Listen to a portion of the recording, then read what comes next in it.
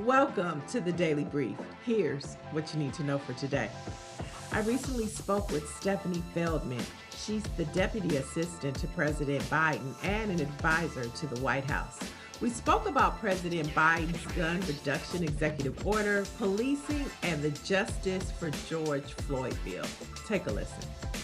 President Biden knows that to truly address gun violence, we need legislation, additional legislation, which is why he continues to call on Congress to enact common sense legislation like an assault weapons ban, high-capacity magazine, and legislation requiring background checks for all gun sales. He just signed an executive order which takes a number of common sense steps. First of all, the president is directing the attorney general to do all he can to move the United States as close to universal background checks as possible without additional legislation. The executive order also will do more to hold gun manufacturers accountable. For example, President Biden is encouraging the Federal Trade Commission to issue a report on gun manufacturers' marketing practices, including marketing of firearms to minors and also marketing firearms to civilians using military imagery. Through the executive order, President Biden is asking his cabinet to come back to him with a plan for how we can better support communities impacted by gun violence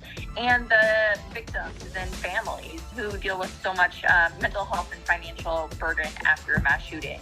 Is there any thought of addressing gun violence as it relates to police officers and the high number of attacks from gun violence on people of color from police officers? So last year, President Biden signed a different executive order, which is solely focused on reforming policing and restoring trust between policing and communities. The president believes we need more resources for communities, but we also need accountability. That includes everything from better use of force policies to accountability databases and everything in between.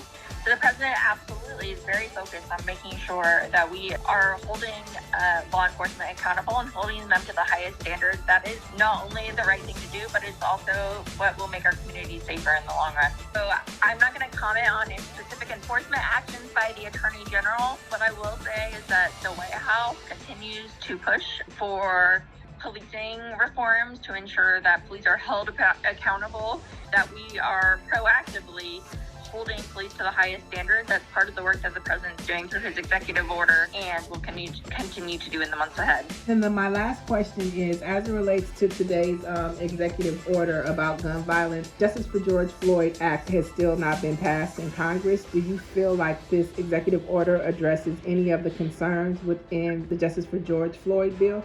So President Biden is committed to still fighting for the Justice for George Floyd bill. Last year, when it became clear that Congress was imminently not going to pass that bill, that is when President Biden went ahead last year and looked at that bill and did everything he could that was in that bill through executive action. A lot of what the president can do through executive action on policing is making requirements of federal law enforcement and holding federal law enforcement to higher standards.